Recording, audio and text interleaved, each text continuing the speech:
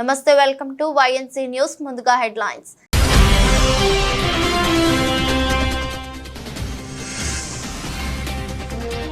షరతులు లేకుండా వరద సాయం విడుదల చేయండి, కేంద్రానికి సీఎం రేవంత్ రెడ్డి విజ్ఞప్తి.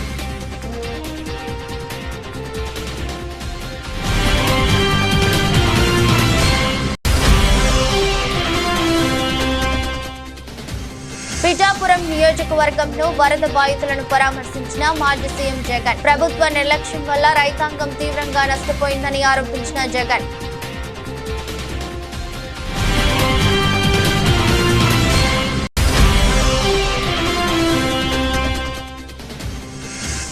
ఎమ్మెల్యే పాడి కౌశిక్ రెడ్డి కుటుంబాన్ని పరామర్శించిన బీఆర్ఎస్ వర్కింగ్ ప్రెసిడెంట్ కేటీఆర్. దుష్ట సంప్రదాయాలకు రేవంత్ రెడ్డి తెరలేపుతున్నారంటూ మండిపడ్డ కేటీఆర్.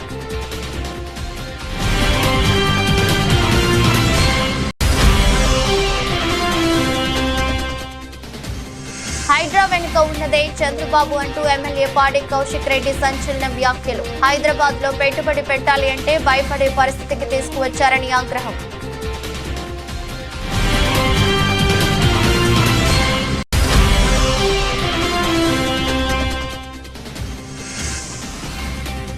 బంగ్లాదేశ్ లో టెస్ట్ సిరీస్. చెన్నైలో భారత ఆటగాళ్ల ముమ్మర కసరత్తు.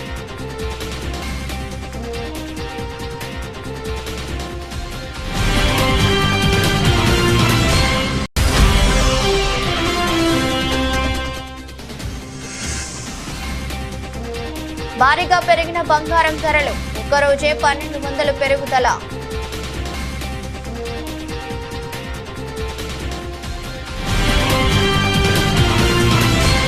దేశ ప్రజలందరికీ కేంద్ర హోంమంత్రి అమిత్ షా హిందీ దివస్ శుభాకాంక్షలు తెలిపారు. ఈ విషయమై ఆయన మాట్లాడుతూ 14 సెప్టెంబర్ 1949 నుండి 75 సంవత్సరాలకు గుర్తుగా ఈ సంవత్సరం హిందీ దివస్ చాలా ముఖ్యమైనదని, భారత రాజ్యాంగ సభ హిందీని యూనియన్ యొక్క అధికారిక భాషగా ఆమోదించిందన్నారు. 75 ఏళ్ల ఈ ప్రయాణం హిందీకి మరియు మన రాష్ట్రాల్లోని ఆయా భాషలకు చాలా ముఖ్యమైనదని, హిందీ మరియు ఏ స్థానిక భాషల మధ్య పోటీ లేదని తాను ఖచ్చితంగా చెప్పగలనన్నారు. హిందీ ఒక విధంగా అన్ని స్థానిక భాషలకు స్నేహితుడని అమిత్ షా పేర్కొన్నారు. प्रिय देशवासियों, आप सभी को हिंदी दिवस की हार्दिक शुभकामनाएं। इस वर्ष का हिंदी दिन हम सब के लिए बहुत महत्वपूर्ण है, क्योंकि 14 सितंबर 1949 को भारत की संविधान सभा ने हिंदी को संघ की राजभाषा के रूप में स्वीकार किया था। इसका 75वां साल पूरा हो रहा है और एक प्रकार से हम इस वर्ष राजभाषा हीरक जयंती मनाने जा रहे हैं। ये 75 साल की यात्रा हिंदी के लिए, राजभाषा के लिए और हमारी सभी राज्यों की अपनी अपनी भाषाओं के लिए बहुत महत्वपूर्ण रहे हैं। हिंदी ने कई उतार चढ़ाव देखे हैं, परंतु आज मैं इस मकाम पर खड़े रहकर निश्चित रूप से कह सकता हूं कि हिंदी और किसी स्थानीय भाषा के बीच में कोई स्पर्धा नहीं है। हिंदी एक प्रकार से सभी स्थानीय भाषाओं की सखी है, एक दूसरे के दो पूरक है। चाहे गुजराती हो, मराठी हो, तेलुगु हो, मलयालम हो, तमिल हो या बांग्ला हो, हर भाषा हिंदी को मजबूती देती है, हिंदी हर भाषा को मजबूती देती है। और इसीलिए आप हिंदी के आंदोलन को ध्यान से देखेंगे तो चाहे राजगोपालाचारी जी हो, महात्मा गांधी हो, सरदार वल्लभ भाई पटेल हो, लाला लजपत राय हो, नेताजी सुभाष चंद्र बोस हो या फिर आचार्य कृपलानी हो, ये सभी एक प्रकार से नॉन हिंदी भाषी क्षेत्रों से आते थे। और जो समिति बनाई गई वो समिति भी श्री आयंगर और KM मुंशी के नेतृत्व में बनाई गई थी।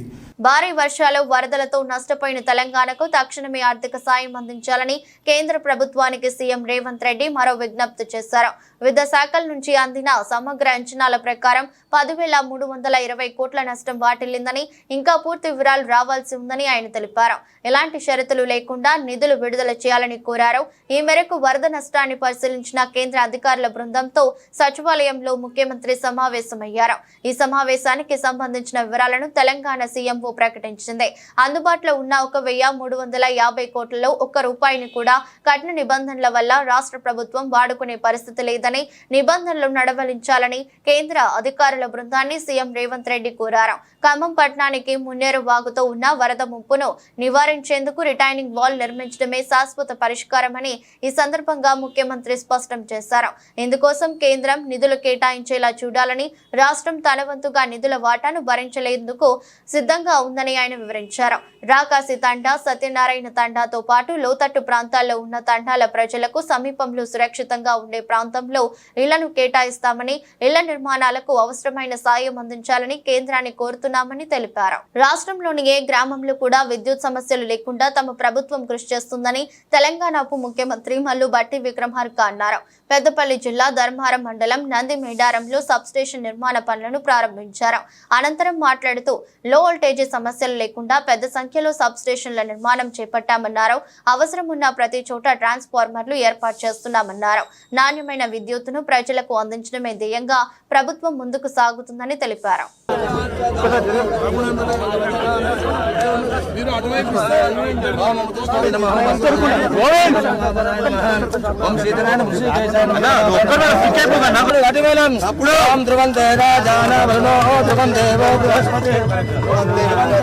విజయవాడ కలెక్టరేట్ లో సీఎం నారా చంద్రబాబు నాయుడు వరద బాధితులకు వివిధ ఏజెన్సీలు అందించే సర్వీసులపై సమీక్ష చేశారు. సమావేశంలో మంత్రులు, అధికారులు, ఆయా ఏజెన్సీల ప్రతినిధులు పాల్గొన్నారు. బాధిత ప్రాంత ప్రజలకు తాము అందించే సేవలను బ్యాంకర్లు, బీమా ఏజెన్సీలు, ఎలక్ట్రానిక్ సంస్థల యాజమాన్యులు, వారి సర్వీస్ సెంటర్ల ప్రతినిధులు వివరించారు. వరద ప్రభావిత ప్రాంతాల్లో ఎంఎస్ఎంఈలు నడుపుతున్న వ్యాపారులు తీవ్రంగా దెబ్బతిన్నారని, వారి బ్యాంక్ లోన్లు రీషెడ్యూల్ చేయడం, ఈఎంఐలను గడువు ఇవ్వడం వంటి అంశాలపై బ్యాంకులు ఉదారంగా ఉండాలని సీఎం సూచించారు. వరదలకు దెబ్బతిన్న వాహనాలకు బీమా అందించే విషయంలో క్లెయిమ్ నమోదైన 7 రోజుల్లో కంప్లీట్ చేయాలని సూచించారు. దెబ్బతిన్న ఎలక్ట్రానిక్ వస్తువులకు రిపేర్ చేయించే విషయంలో, కస్టమర్లను చేరుకునే విషయంలో ఆయా కంపెనీలు అలసత్వం ప్రదర్శిస్తున్నాయని సీఎం అసంతృప్తి వ్యక్తం చేశారు. ఇళ్లలో దెబ్బతిన్న టీవీలు, ఫ్రిడ్జ్లు, ఇతర ఎలక్ట్రానిక్ వస్తువులు బాగు చేసే విషయంలో వేగంగా పనిచేయాలని సీఎం సూచించారు. గ్రేటర్ హైదరాబాద్ ను ఇండోర్ తరహాలో అద్భుతమైన క్లీన్ సిటీగా తీర్చిదిద్దేందుకు అవసరమైన ప్రణాళికలు రూపొందించాలని అధికారులను ముఖ్యమంత్రి రేవంత్ రెడ్డి ఆదేశించారు.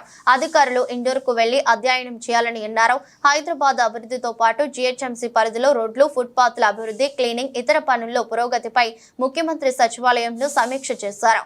కాంప్రహెన్సివ్ రోడ్ మెయింటెనెన్స్ ప్రోగ్రాం కింద చేపట్టిన 811 కిలోమీటర్ల రోడ్ల నిర్వహణలో నిర్లక్ష్యం వహించే కాంట్రాక్టర్ల వివరాలతో 15 రోజుల్లోగా తనకు పూర్తి నివేదికను అందించాలని సీఎం ఆదేశించారు. తప్పుడు నివేదికలు ఇస్తే అధికారులపై కూడా చర్యలు తీసుకుంటామని హెచ్చరించారు. ప్రతి ఇంటి నుంచి నిత్యం చెత్త సేకరించేలా పర్యవేక్షణ ఉండాలని చెప్పారు. అవసరమైతే GIS QR స్కాన్ లాంటి కొత్త సాంకేతిక పరిజ్ఞానాన్ని ఉపయోగించాలని సీఎం చెప్పారు. జీహెచ్ఎంసీలో నిధుల సమీకరణకు స్పష్టమైన ప్రణాళికలు చేసుకోవాలన్నారు. మూసీ రివరీ డెవలప్మెంట్ ప్రాజెక్టు పనులను వేగవంతం చేయాలని ఆదేశించారు. మూసీ పరివాహక ప్రాంతంలో నివాసితులకు పునరావాసం కల్పించాలని స్పష్టం చేశారు. ఎక్కడా తమకు అన్యాయం జరిగిందని నిర్వాసితులు బాధపడకుండా వారికి భరోసా కల్పించాలని చెప్పారు. అధికారులు స్వయంగా వెళ్లి పరిశీలించాలని సీఎం ఆదేశించారు. చర్లపల్లి రైల్వే స్టేషన్ ఆధునీకరిస్తున్నందున స్టేషన్ ముందు పార్కింగ్, పరిసర ప్రాంతాల నుంచి స్టేషన్ కు చేరుకునే అప్రోచ్ రోడ్లను అభివృద్ధి చేయాలని ఆదేశించారు. పరిసరాల్లో ఉన్న అటవీ శాఖ భూమిని పరిశ్రమల విభాగం భూములను వెంటనే స్వాధీనం చేసుకోవాలని, అడ్డుకున్న పరిశ్రమలను మరో చోటికి తరలించాలని చెప్పారు. పెద్దపల్లి జిల్లా మంతనిలో పర్యటించిన మంత్రి శ్రీధర్ బాబు మున్సిపాలిటీ పరిధిలోని పలు వినాయక మండపాలను సందర్శించారు. అనంతరం ప్రత్యేక పూజలు నిర్వహించారు. ఈ సందర్భంగా మంత్రి శ్రీధర్ బాబు మాట్లాడుతూ గణపతికి ప్రత్యేక పూజలు నిర్వహించి రాష్ట్ర ప్రజలందరూ సుఖ సంతోషాలతో ఆయురారోగ్యాలతో ఉండాలని భగవంతుని కోరుకున్నట్టు తెలిపారు. గణపతి నవరాత్రోత్సవాలను ప్రశాంతంగా భక్తి శ్రద్ధలతో జరుపుకోవాలన్నారు. గణపతి నిమజ్జన కార్యక్రమాలను ప్రశాంతంగా జరుపుకోవాలని కమిటీలకు సూచించారు. ప్రముఖమైన పుణ్య దేవాలయాలు కలిగిన భూమిది. ప్రధానంగా మంతిని పట్టణ ప్రజలకు సంబంధించి అన్ని వాడలలో గణపతి నవరాత్రి ఉత్సవాల సందర్భంలో మరి దాదాపు పెద్ద ఎత్తున ఈ నవరాత్రాలు నిర్వహిస్తూ ఉంటాం. ఆ సందర్భంలో మేము కూడా గణపతి ఆశీస్సులు తీసుకోవడానికి మా ప్రాంత ప్రజలందరూ కూడా, ఈ రాష్ట్ర ప్రజలందరూ కూడా బాగుండాలని, ఆయురారోగ్యాలతో అష్టైశ్వర్యాలతో సుఖశాంతులతో ఉండాలని ఆ భగవంతుని ప్రార్థిస్తాం. ఆ క్రమంలోనే ఈరోజు కూడా ఈ సంవత్సరం మంతని పట్టణానికి సంబంధించిన అనేక గణపతి పండాల్స్ సందర్శించి ఆ ప్రాంతాల్లో ఆ కమిటీ సభ్యులను కలుసుకొని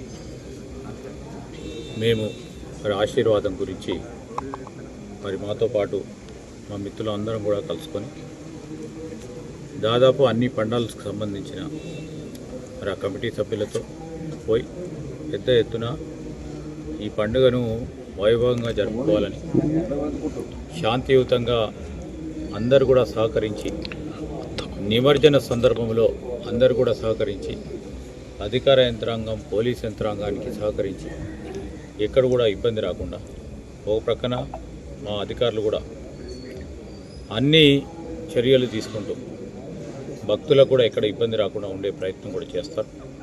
వారికి సహకరించే విధంగా గణపతి నిమజ్జనం కార్యక్రమం కూడా పెద్ద ఎత్తున వైభవంగా విజయవంతంగా కొనసాగింది. ప్రభుత్వ నిర్లక్ష్యం వల్ల ఏపీలో భారీ వర్షాలు వరదలతో రైతాంగం తీవ్రంగా నష్టపోయిందని వైసీపీ అధినేత మాజీ సీఎం వైఎస్ జగన్ ఆరోపించారు. కాకినాడ జిల్లా పిఠాపురం నియోజకవర్గంలో వరదలకు నష్టపోయిన గ్రామాలను జగన్ సందర్శించి బాధితులను పరామర్శించారు. ఈ సందర్భంగా ఆయన మీడియా సమావేశంలో మాట్లాడారు. బాధితులను మరోసారి మోసం చేసేందుకు చంద్రబాబు ప్రయత్నిస్తున్నారని విమర్శించారు. అబద్ధాలు చెప్పడంలో చంద్రబాబు గ్లోబల్ కు తమ్ముడు అవుతారని విమర్శించారు. కొత్తగా అధికారంలోకి వచ్చిన పవన్ కళ్యాణ్ కు పాలన గురించి ఏమీ తెలియదని, ఆయన సినిమా ఆర్టిస్ట్ అయితే చంద్రబాబు డ్రామా ఆర్టిస్ట్ అని ఎద్దేవా చేశారు. ఏలేరు రిజర్వాయర్ కింద వరదలు వస్తాయని తెలిసినా ప్రజలను అప్రమత్తం చేయలేదని పేర్కొన్నారు. రిజర్వాయర్ మేనేజ్మెంట్ ను పట్టించుకోలేదని, ఇది ప్రకృతి సృష్టించిన విలయం కాదని, మ్యాన్ మేడ్ ఫ్లడ్ అని అన్నారు. ప్రభుత్వం బాధ్యత లేకుండా ప్రవర్తిస్తుందని, ప్రజల పట్ల మానవత్వం చూపడం లేదని ఆరోపించారు. అధికారంలోకి వచ్చిన 4 నెలలు అవుతున్నా ఇప్పటి వరకు రైతులకు రైతు బీమా, రైతు భరోసా, ఇన్పుట్ సబ్సిడీలు అందించలేదని పేర్కొన్నారు. ఏ ప్రభుత్వమైనా కూడా ఏం చేయాలి, దాని రివ్యూ తీసుకోవాలి, చీఫ్ సెక్రటరీని పిలిపించాలి, ఇరిగేషన్ సెక్రటరీ దాంట్లో భాగస్వామ్యం చేయాలి, ఏ ప్రాంతాల్లో వర్షాలు పడతాయి అని ఇన్ఫర్మేషన్ మనకున్న నేపథ్యంలో ఆయా జిల్లా కలెక్టర్లను కూడా వీడియో కాన్ఫరెన్స్లలో భాగంగా తీసుకోవాలి. ఆయా ఏరియాలకు స్పెషల్ కలెక్టర్లను, స్పెషల్ ఆఫీసర్లను, ఐఏఎస్ ఆఫీసర్లను మళ్ళీ పంపించాలి. రెవెన్యూ సెక్రటరీ కూడా పార్టిసిపేట్ చేయాలి, హోమ్ సెక్రటరీ కూడా ఆ రివ్యూలో పార్టిసిపేట్ చేయాలి. అలా చేసినప్పుడు ఇరిగేషన్ సెక్రటరీ కలెక్టర్లతో తాను మమేకమైపోయి ఏలేరు రిజర్వాయర్లో ఏ స్థాయిలో నీళ్లున్నాయి, వర్షాలు ఏ స్థాయిలో పడబోతా ఉన్నాయి, ఏ స్థాయిలో నీళ్ల ఇన్ఫ్లో రాబోతా ఉంది, ఆ వచ్చేది ఏలేరు రిజర్వాయర్లో పడినప్పుడు ఆ ఏలేరు రిజర్వాయరు ఆ నీటిని రెగ్యులేట్ చేయగలుగుతుందా, బ్యాలెన్స్ చేయగలుగుతుందా అన్న ఫ్లడ్ కుషన్ను ఏలేరు రిజర్వాయర్లో మెయింటైన్ చేయాల్సిన బాధ్యత ఇరిగేషన్ సెక్రటరీది, కలెక్టర్లది. చంద్రబాబు నాయుడు గారికి జ్ఞానోదయం అయి ఉండింటే కొద్దో గొప్ప చంద్రబాబు నాయుడు గారికి మనుషులకు సంబంధించిన మానవతా దృక్పథానికి సంబంధించిన విలువలు తెలుసుంటే తాను ఒక స్పెషల్ ఆఫీసర్ని కూడా, ఐఏఎస్ ఆఫీసర్ని కూడా వేసి వీటిని సూపర్వైజ్ చేస్తాడు. రైతన్న కండువా వేసుకొని ఇంట్లో నుంచి బయటకు వస్తా ఉంటే ఏమన్నాడు, చంద్రన్న వస్తాడు 20,000 ఇస్తాడు, జగన్ అయితే 13,500 కదా 20,000 ఇస్తాడు. అదే చిన్న చిన్న పిల్లలు కనబడితే ఏమనేవాడు, అదే ఇంట్లో చిన్న చిన్న పిల్లలు కనబడితే ఏమనేవాడు, నీకు 15,000.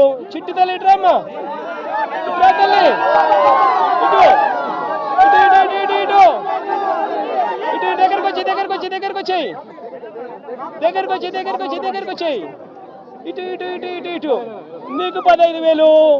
ఇదిగో నీ తమ్ముడికి నీకు 15,000. అదిగో నీ తమ్ముడికి ఇంకో తమ్ముడి దగ్గరకు వచ్చినా నీకు కూడా 15,000. నీకు ఇంకో పాప నీకు కూడా 15,000. సంతోషమా అని చంద్రబాబు అనేవాడు. వక్ఫ్ చట్టాన్ని రద్దు చేయాల్సిన అవసరం మన దేశానికి వచ్చిందని, అందుకోసం ప్రతి ఒక్కరూ ప్రధానమంత్రి నరేంద్ర మోదీకి మద్దతుగా మెయిల్ పంపించాలని మెదక్ ఎంపీ రఘునందన్ రావు అన్నారు. సంగారెడ్డి జిల్లా అశోక్ నగర్ లో BHEL ఉద్యోగులతో బీజేపీ సభ్యత్వ నమోదు కార్యక్రమాన్ని చేపట్టారు.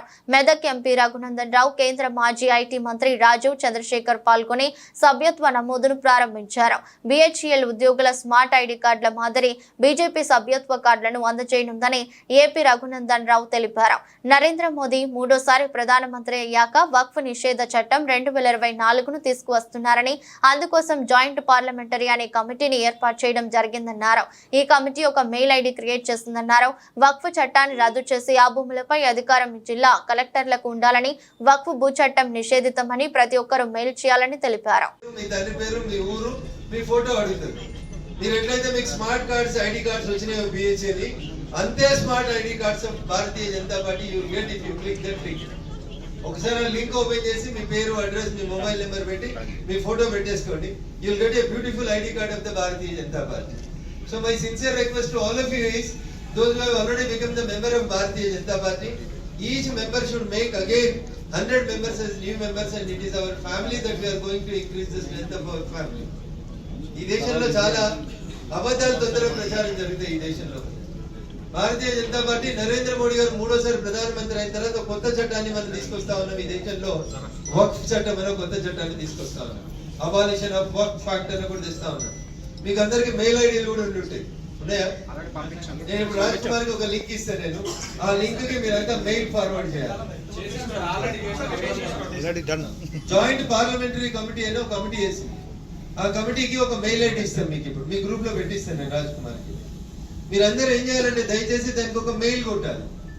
ఎందుకంటే వక్ఫ్ చట్టాన్ని రద్దు చేసి ఆ భూముల మీద జిల్లా కలెక్టర్ కి అధికారం ఇచ్చి వక్ఫ్ చట్టాన్ని ఇచ్చేస్తానికి చెప్పి మన అభిప్రాయాన్ని పంపుని. దయచేసి మీకు అందరికి మెయిల్ ఐడీలు ఉంటాయి. ఐఫోన్ వాడుతున్నట్టేనే మెయిల్ ఐడీలు వాడుతున్నట్టు దయచేసి మీరంతా కూడా ఒక mail, I support the Waqf act 2024 which was brought by Narendra Modi government. ఒక్క లైన్ రాసి పంపియండి. కింద మెదక్ పార్లమెంట్ అని రాయండి. The credit goes to Raghunandan Rao and your MP. హామీలు అమలు చేయాలని కోరితే దాడులు చేస్తున్నారని బీఆర్ఎస్ వర్కింగ్ ప్రెసిడెంట్ కేటీఆర్ అన్నారు. హైడ్రా అని హైడ్రామాలు చేశారని విమర్శించారు. అధికారం ఎవరికి శాశ్వతం కాదని రేవంత్ రెడ్డిని హెచ్చరించారు. రేవంత్ రెడ్డి దుష్ట సంప్రదాయాలకు తెరలేపుతున్నారని, అవి ఆయన మెడకే చుట్టుకుంటాయని చెప్పారు. ఎన్ని డైవర్షన్లు చేసినా హామీల గురించి ప్రశ్నిస్తూనే ఉంటామన్నారు. కొండాపూర్లోని ఎమ్మెల్యే పాడి కౌశిక్ రెడ్డి ఇంటికి వెళ్లిన కేటీఆర్ ఎమ్మెల్యేను, ఆయన కుటుంబ సభ్యులను పరామర్శించారు. దాడి ఘటన వివరాలను అడిగి తెలుసుకున్నారు. అనంతరం మీడియాతో మాట్లాడుతూ బీఆర్ఎస్ నేతల ప్రశ్నలకు సమాధానం చెప్పలేకే దాడులు చేస్తున్నారన్నారు. కౌశిక్ రెడ్డి ఏం తప్పు మాట్లాడారని ప్రశ్నించారు. పార్టీ మారిన వారు దమ్ముంటే రాజీనామా చేయాలని కోరారు. పార్టీ ఫిరాయించిన ఎమ్మెల్యేలపై చర్యలు తీసుకోవాలన్నారు. మొన్ననేమో నేను మారిన పార్టీ కాంగ్రెస్ పార్టీ విధానాలు నచ్చి మారినా అని చెప్పిన ఎమ్మెల్యే నిన్న మొన్నటి నుంచి నేను బీఆర్ఎస్ పార్టీలోనే ఉన్నా, నేను ఎక్కడికి పోలే, 10 మంది ఇక మాకు తప్పది పదవి గండం పోయితుంది మా పదవి అని చెప్పి కొత్త రాగం ఎత్తుకున్నారు. దాన్ని మా సోదరుడు ప్రశ్నిస్తే ఆయన ఇంటి మీదకి పోలీస్ ఎస్కార్ట్ పెట్టి డీసీపీలు, అడిషనల్ డీసీపీలు, ఏసీపీలు, సిఐలు ఒక గేటెడ్ కమ్యూనిటీ లోపలికి ఒక 50-100 మంది గూండాగాలు చొచ్చుకొని వచ్చి ఇవాళ ఒక ఎమ్మెల్యే ఇంటి మీద దాడి చేసే పరిస్థితి ఇప్పుడే మేము చూసినాం. ఎమ్మెల్యే గారి ఇంటి మీద దాడి చేయడమే కాదు, వారి ఇంట్లో ఉండే పెద్దలు, వారి తల్లిదండ్రులు వచ్చినప్పుడు కానీ లేదా వారి మామగారు వచ్చినప్పుడు కానీ ఉండే ఆ రూమ్ మీద మొత్తం అద్దాలు బలగొట్టిండ్రు. అందులో ఉన్న పెద్దలకు ఏమైనా అయ్యింటే, ఏమైనా జరిగింటే, జరగకూడదు ఏమైనా జరిగింటే ఎవడు బాధ్యుడు? రేవంత్ రెడ్డా లేకపోతే ఇక్కడ దాడి చేయడానికి వచ్చిన ఆరికపూడి గాంధీ? ఈ రకమైన గూండాగిరి, ఈ రకమైన దౌర్భాగ్యం హైదరాబాద్ 10 ఏళ్లలో ఎన్నడూ లేదు. ఒక ఎమ్మెల్యే ఇంటి మీదనే దాడి, అది ఒక ఎమ్మెల్యే ఇంటి మీదకి దాడికి వస్తుంటే ఫ్యాక్షన్ సినిమాల్లో చూపెట్టినట్టు కార్లకెళ్లి బయటికి ఏలాడుకుంటా 20 బండ్లు పెట్టుకుని లైవ్ పెట్టుకుంటా ఆడికెళ్లి ఇటు దాకా పోలీస్ ఎస్కాట్లో వచ్చిరంటే చేతగాని ఒక హోంమంత్రి, చేతగాని ముఖ్యమంత్రి ఈరోజు రాష్ట్రానికి ఉండడం వల్లనే ఈ దౌర్భాగ్యం దాపురించింది. అసలు రేవంత్ రెడ్డి నేను అడుగుతా ఉన్నా, నువ్వు ముఖ్యమంత్రివేనా? అసలు నీకు అర్హత ఉందా? ఇవాళ హైదరాబాద్ లో నడి వీధిలో ఈ రకమైన గూండాగిరి చేస్తే రేపు జరగకూడదు ఏమైనా జరిగితే ఎవడు బాధ్యుడు? నువ్వా, నీ ప్రభుత్వమా, నీ డీజీపా? ఎవరు తీసుకుంటారని నేను అడుగుతా ఉన్నా. ఇంత దుర్మార్గమా? గత ప్రభుత్వ హయాంలో వైఎస్ జగన్మోహన్ రెడ్డి 17 మెడికల్ కాలేజీలకు శ్రీకారం చుట్టారని, అయితే ఎక్కడ ఆయనకు మంచి పేరు వస్తుందో అని ఎన్ఎంసీ పర్మిషన్ ఇచ్చినా తాము నిర్వహించలేము, మాకొద్దు అని టీడీపీ ప్రభుత్వం లేఖ రాయడం జరిగిందని YSRCP doctors wing state vice president doctor Mehboob Shaik అన్నారు. ఈ విషయమై ఆయన మాట్లాడుతూ ప్రభుత్వ నిర్ణయం వల్ల వైద్య విద్యార్థులకు చాలా నష్టం జరుగుతుందన్నారు. రాష్ట్రంలో గత 2 రోజుల నుంచి పేపర్ చూస్తున్నాము. గత ప్రభుత్వం తలపెట్టిన 17 మెడికల్ కాలేజీలకు వైఎస్ శ్రీకారం చుట్టారు. దానికి ఎక్కడ మంచి పేరు వస్తుందోనని చెప్పేసి ఈ ప్రభుత్వం మెడికల్ కాలేజీ ఎన్ఎంసీ పర్మిషన్ ఇచ్చినా సరే మేము మాకొద్దు అని చెప్పేసి వీళ్ళు స్వయాన లెటర్ రాసి పంపించడం జరిగింది. దీనివల్ల వైద్య విద్యార్థులు చాలా నష్టపోతారు. గత ప్రభుత్వంలో 23-24 సంవత్సరానికి దాదాపు 750 ఎంబీబీఎస్ సీట్లు అందుబాటులో తీసుకొచ్చారు జగన్మోహన్ రెడ్డి గారు. విజయనగరం, మచిలీపట్నం, రాజమండ్రి, నంద్యాల, ఏలూరు ఈ కాలేజీలన్నీ కూడా దాదాపు స్టార్ట్ చేసి ఫస్ట్ ఫేజ్ 23-24 సంవత్సరానికి అందుబాటులో తీసుకొచ్చారు. 24-25 సంవత్సరానికి అందుబాటులో తీసుకురావాలని చెప్పేసి పాడేరు, మార్కాపురం, మదనపల్లి, పులివెందుల, ఆదోని వీటికి స్ట్రక్చర్ మొత్తం కట్టేసి ఎన్ఎంసీకి పర్మిషన్స్ అప్లై చేసి ఈలోగా కూటమి ప్రభుత్వం ఏర్పడింది. వీళ్ళందరూ కూడా ఈ స్టార్ట్ చేస్తే ఎక్కడ మంచి పేరు వస్తుందో అని చెప్పేసి దాన్ని మాకు ఎన్ఎంసీ జాతీయ మెడికల్ కౌన్సిల్కి లెటర్లు రాసి ఇచ్చిన సీట్లను కూడా 50 సీట్లు కూడా మేము నడపలేమని చెప్పేసి ఈ ప్రభుత్వం చెప్పింది. కావున ప్రజలందరూ గమనించాలి. దీనివల్ల వైద్య విద్యార్థులందరూ కూడా చాలా సీట్లు కోల్పోతారు. అదేవిధంగా 25-26 సంవత్సరంలో పిడుగురాళ్ల, వినుకొండ, పాలకొల్లు, నర్సీపట్నం, పార్వతీపురం, బాపట్ల, అమలాపురం వీటికి కూడా శ్రీకారం చుట్టడానికి దాదాపు ఫస్ట్ ఫేజ్ లోనే ఒక్కొక్క కాలేజీకి 450 దగ్గర నుంచి 500 కోట్లు కేటాయించి దీన్ని మంచి ఉద్దేశంతో ముందుకు తీసుకెళ్లారు. కానీ ఈ కుట్రల వల్ల రానివ్వకుండా ప్రైవేట్ పబ్లిక్ పార్ట్నర్షిప్ కింద ఇచ్చేస్తామని చెప్పేసి ఈ ప్రభుత్వం, కూటమి ప్రభుత్వం అనౌన్స్ చేస్తుంది. కానీ కూటమి ప్రభుత్వం అలా చేయడం వల్ల వైద్య విద్యార్థులకు చాలా బాధం జరుగుతుంది, తీవ్రంగా నష్టపోతారు. సీట్లు కూడా హైడ్రా వెనుక ఉన్నదే చంద్రబాబు అంటూ బీఆర్ఎస్ ఎమ్మెల్యే పాడి కౌశిక్ రెడ్డి సంచలన వ్యాఖ్యలు చేశారు. ముఖ్యమంత్రి Revanth Reddy, AP CM Chandrababu trap లో పడ్డారని బీఆర్ఎస్ ఎమ్మెల్యే పాడి కౌశిక్ రెడ్డి విమర్శించారు. మీడియా సమావేశంలో మాట్లాడుతూ కాంగ్రెస్ పాలనలో హైదరాబాద్ అభివృద్ధి జరగకుండా కుట్ర చేస్తున్నారని ఆరోపించారు. తాను ఆంధ్ర సెటిలర్స్ ను దూషించినట్లు తప్పుడు ప్రచారం చేస్తున్నారని మండిపడ్డారు. ఇప్పటికే హైడ్రా పేరుతో హైదరాబాద్ లో భవనాలు కూలగొట్టి నగరం ఇమేజ్ ను డ్యామేజ్ చేస్తున్నారని ఆగ్రహం వ్యక్తం చేశారు. హైదరాబాద్ లో పెట్టుబడులు పెట్టాలంటే భయపడే పరిస్థితి నెలకొందన్నారు. కాంగ్రెస్ కుట్రలను హైదరాబాద్ ప్రజలు గమనించాలని కోరారు. కేసీఆర్ 10 ఏళ్లలో హైదరాబాద్ ను అద్భుతంగా అభివృద్ధి చేస్తే కాంగ్రెస్ నష్టం చేస్తుందని మండిపడ్డారు. చంద్రబాబు ట్రాప్ లో పడిన రేవంత్ రెడ్డి ఇక్కడి నుంచి అమరావతికి పెట్టుబడులను డైవర్ట్ చేసే కుట్రలో భాగమయ్యాడని ఆరోపించారు. అయ్యా రేవంత్ రెడ్డి గారు, ఇప్పటికే మీరు హైడ్రా అని బైడ్రా అని రోజుకొక బిల్డింగ్ కూలగొట్టి మీరు ఇబ్బంది పెడతా ఉన్నారు హైదరాబాద్ ప్రజల్ని. ఇలా హైదరాబాద్ లో పెట్టుబడులు పెట్టాలంటే భయపడే పరిస్థితికి తీసుకొని వచ్చిర్రు. హైదరాబాద్ బ్రాండ్ ఇమేజ్ ని ఇవాళ రేవంత్ రెడ్డి గారు డ్యామేజ్ చేస్తా ఉన్నారు. ఇదంతా ఒక పెద్ద కుట్ర. దయచేసి హైదరాబాద్ ప్రజలందరూ కూడా గమనించాలి. రేవంత్ రెడ్డి గారు ఇదంతా కుట్ర చేసి హైదరాబాద్ డెవలప్ కాకుండా కేసీఆర్ గారు చేసిన 10 సంవత్సరాలలో ఇలా అన్ని ప్రాంతం ఉన్నోళ్ళు, ఆంధ్రోలు కావచ్చు, నార్త్ ఇండియన్స్ కావచ్చు, ఏడు నుంచి వచ్చిన సెటిలర్స్ ని మేము అద్భుతంగా స్వాగతించినాం. అద్భుతంగా హైదరాబాద్ ని ఈ భారతదేశంలోనే నంబర్ 1 సిటీగా తీసుకుపోయినాం. Is is not the truth? ఇలా మీరు చేస్తుంది ఏంది? చంద్రబాబు నాయుడు గారి ట్రాప్ లో పడి, చంద్రబాబు నాయుడు గారి డైరెక్షన్లలో పడి రేవంత్ రెడ్డి గారు ఇక్కడి నుంచి అందరినీ కూడా తీసుకుపోయి అమరావతికి డైవర్ట్ చేసే ప్రయత్నం ఇవాళ స్వయంగా రేవంత్ రెడ్డి గారు చేస్తున్నది యావత్ తెలంగాణ ప్రజలు గమనించాలని విజ్ఞప్తి చేస్తా ఉన్నాను. తెలుగు రాష్ట్రాల నుంచి స్టాక్ మార్కెట్లో పెట్టుబడులు పెడుతున్న మదుపర్ల సంఖ్య భారీగా పెరుగుతోంది. ఈ నెల 12 నాటికి దేశవ్యాప్తంగా 19,63,98,664 మంది పెట్టుబడులు పెట్టగా వారిలో ఆంధ్రప్రదేశ్ మదుపర్లు 87,08,753 మంది, తెలంగాణ నుంచి 43,28,231 మంది ఉన్నారు. అంటే దేశవ్యాప్తంగా చూసుకుంటే వీరి సంఖ్య 6.8%. ఇక దక్షిణ భారతదేశం నుంచి చూసుకుంటే గత జులై నాటికి స్టాక్స్ లో పెట్టుబడులు పెడుతున్న వారి సంఖ్య గత 4 ఏళ్లలో 172% పెరిగింది. ఆంధ్రప్రదేశ్ లో ఈ వృద్ధి 186.20% నమోదైంది. ఉత్తర భారతదేశంలో ఎక్కువ మంది స్థిరాస్తి, బంగారం కొనుగోలు కంటే షేర్లలో పెట్టుబడులు పెట్టేందుకే ఆసక్తి చూపిస్తున్నారు. ఉత్తరప్రదేశ్ లో ఇటీవల కాలంలో మదుపర్ల సంఖ్య విపరీతంగా పెరిగింది. తలసరి ఆదాయం పెరగడం, అంతరాయం లేని ఇంటర్నెట్ సౌకర్యం అందుబాటులోకి రావడం, స్మార్ట్ ఫోన్లలో ట్రేడింగ్ సులభంగా మారడం, ఆధార్తో సులువుగా డీమ్యాట్ ఖాతా తెరిచే వీలుండటం వంటివి పెట్టుబడిదారుల సంఖ్య పెరగడానికి దోహదం చేస్తున్నట్టు మార్కెట్ నిపుణులు చెబుతున్నారు. స్వదేశంలో సుమారు 6 నెలల విరామం తర్వాత బంగ్లాదేశ్ తో 2 టెస్ట్ మ్యాచ్ల సిరీస్ కు సిద్ధమవుతున్న భారత జట్టు ఈ మేరకు సన్నాహాలకు మొదలుపెట్టింది. చెన్నైలోని చిదంబరం స్టేడియం వేదికగా ఈ నెల 19 నుంచి జరగబోయే తొలి టెస్టు కోసం ఇదివరకే నగరానికి చేరుకున్న టీమిండియా తొలి ప్రాక్టీస్ సెషన్ లో పాల్గొంది. జట్టు సభ్యులంతా గురువారం నాటికే ఇక్కడికి చేరగా captain Rohit Sharma, star batter Virat Kohli టీంతో కలిశారు. గత నెలలో హెడ్ కోచ్ బాధ్యతలు చేపట్టిన గౌతమ్ గంభీర్ తో పాటు అతడి కోచింగ్ బృందం Abhishek Nair, bowling coach Morne Merkel కు స్వదేశంలో ఇదే తొలి సిరీస్. గంభీర్ బృందం పర్యవేక్షణలో ఆటగాళ్లంతా ఉత్సాహంగా ప్రాక్టీస్ లో పాల్గొన్నారు. ఇందుకు సంబంధించిన ఫోటోలు, వీడియోలను బీసీసీఐ తన సోషల్ మీడియా ఖాతాల్లో పంచుకుంది. దులీప్ ట్రోఫీ తొలి దశ పోటీలు ముగిసిన తర్వాతే చెన్నైకి చేరుకున్న KL Rahul, Shubman Gill, wicket keeper batter Rishabh Pant తదితర ఆటగాళ్లు మైదానంలో కొంతసేపు ప్రాక్టీస్ చేశారు. టీ20 ప్రపంచ కప్ గెలిచిన తర్వాత కొంతకాలం పాటు విరామం తీసుకున్న జస్ప్రీత్ బుమ్రా నెట్స్ లో చెమటోడ్చాడు.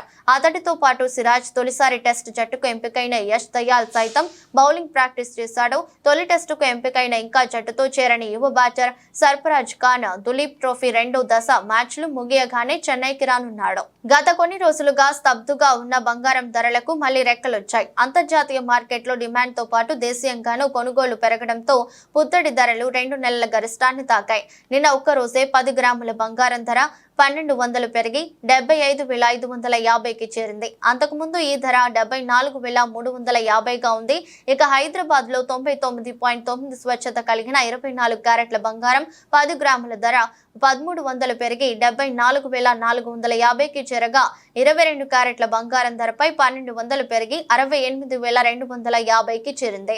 గత 4 రోజులుగా పెరుగుతూ వస్తున్న వెండి ధరలు నిన్న మరోమారు పెరిగాయి. పారిశ్రామిక వర్గాలు, నాణ్యాల తయారీదారుల నుంచి డిమాండ్ పెరగడంతో నిన్న కిలో వెండిపై 2000 పెరిగి 89,000కు చేరింది. గత 4 రోజుల్లో కిలో వెండిపై ఏకంగా 5,200 పెరగడం గమనార్హం. హైదరాబాద్ లో ఈ ధర 95,000గా నమోదైంది. వార్తలు ముగించే ముందు మరోసారి హెడ్లైన్స్.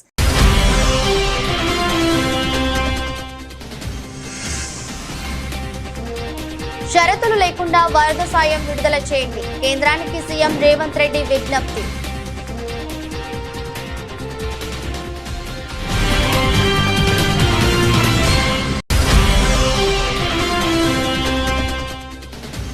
పిఠాపురం నియోజకవర్గంలో వరద బాధితులను పరామర్శించిన మాజీ సీఎం జగన్. ప్రభుత్వ నిర్లక్ష్యం వల్ల రైతాంగం తీవ్రంగా నష్టపోయిందని ఆరోపించిన జగన్.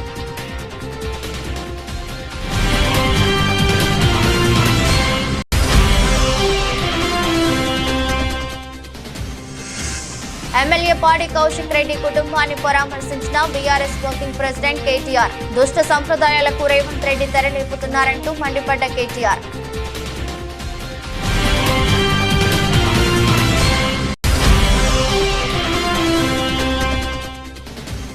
హైడ్రా వెనుక ఉన్నదే చంద్రబాబు అంటూ ఎమ్మెల్యే పాడి కౌశిక్ రెడ్డి సంచలన వ్యాఖ్యలు. హైదరాబాద్ లో పెట్టుబడి పెట్టాలి అంటే భయపడే పరిస్థితికి తీసుకువచ్చారని ఆగ్రహం.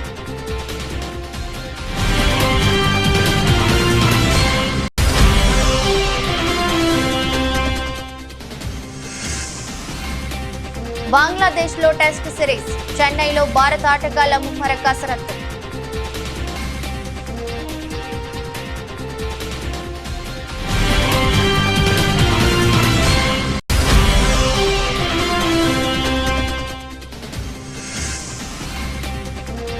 భారీగా పెరిగిన బంగారం ధరలు, ఒక్కరోజే 1200 పెరుగుదల.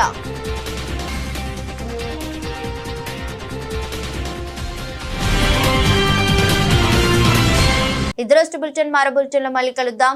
అంతవరకు సెలవు, నమస్కారం.